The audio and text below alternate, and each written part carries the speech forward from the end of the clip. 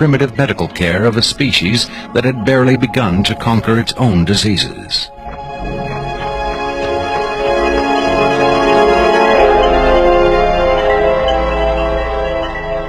But as we will hear, there are those who claim that to the aliens, death is not a final end to be feared, but a mere transition. It was in the late 40s and early 50s that the U.S. government's policy toward UFOs was formulated. Publicly, there was Project Blue Book, which made a great show of gathering data on all the major UFO sightings, finally declaring them all to be hoaxes, mass hysteria, or swamp gas. But secretly, there may have been another policy at work. Over the years, several documents have come to light which seemingly confirm that a clandestine group, Operation Majestic 12 Group, aka MJ-12, was formed by special classified presidential order on September 24, 1947, for the express purpose of gathering information on UFOs and extraterrestrials, while at the same time keeping such information not only from unfriendly powers, but from the American public as well. If indeed Area 51 has become the nation's repository for alien technology and possibly alien visitors, then the extra-constitutional justifications for such secrecy were developed in the MJ-12 Group's planning sessions. James B. Forrestal, Secretary of Defense under President Harry Truman, is widely accused of being the mastermind behind the creation of MJ-12. Once created, Majestic may have expanded its mandate beyond what Forrestal had intended.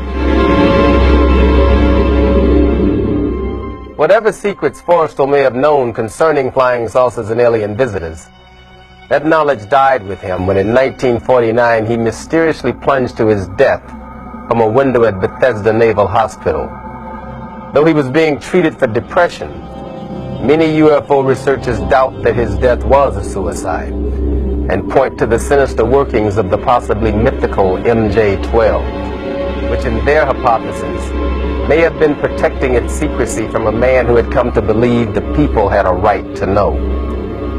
As late as 1989, according to Bob Lazar, the identification badges at Area 51 read MADGE for Majestic. In December 1994, a document purporting to be the Majestic 12 Group Special Operations Manual was leaked to a noted UFO researcher. It contains the following directive under the heading Isolation and Custody. EBEs will be detained by whatever means are necessary and removed to a secure location as soon as possible. There follows this disturbing amplification. Although it is preferable to maintain the physical well-being of any entity, the loss of EBE life is considered acceptable if conditions or delays to preserve that life in any way compromise the security of the operations.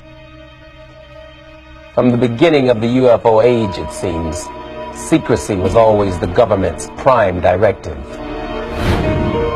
In 1988, another anonymous government source, codenamed Falcon, claimed that a second extraterrestrial biological entity, EBE-2, voluntarily became a guest of our government, allowing himself to be examined and interviewed.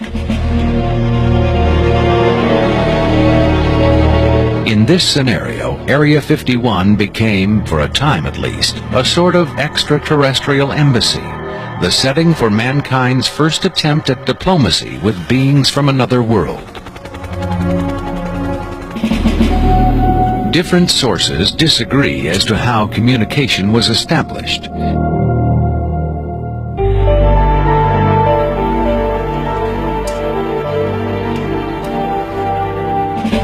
There is universal agreement that the EBEs are incapable or unwilling to speak human language. In addition to the pictographs used by EBE-1, it has been reported by Falcon that in the early 1950s, EBE-2 was fitted with some sort of artificial voice box, allowing him to speak words, and that he learned the English language very rapidly. Other sources doubt this story, however. By our kind, you mean we Americans? What has been reported most persistently is that the aliens communicate via thought projection or telepathy. who would have been tortured, made to give up their secrets, instead of questioned in this friendly manner. We cannot be forced to communicate. Has it been tried? Not by us.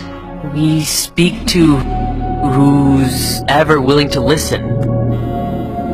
The idea of telepathic communication with alien beings carries with it the same doubts and controversy attached to telepathy itself. Do the practitioners of this ancient art really have the ability to read minds? Or are they crafty charlatans who simply tell the listener what he or she wants to hear? If the cynics are right, then the self-proclaimed telepaths recruited by the government in the 1950s were playing an astoundingly daring hoax by claiming to speak for the mute visitors from the stars. Defenders of telepathy call this notion preposterous and point to the long history of government-funded research into mind reading as proof that their science has merit. In the last 4 decades, there have been persistent, often contradictory rumors and even eyewitness accounts of other alien visitors meeting secretly with military or government officials. But what about today? The Tester Corporation has recently come out with a model kit of Gray, the extraterrestrial life form, and a scale model of the so-called sport model, the UFO Bob Lazar says he studied at Area 51.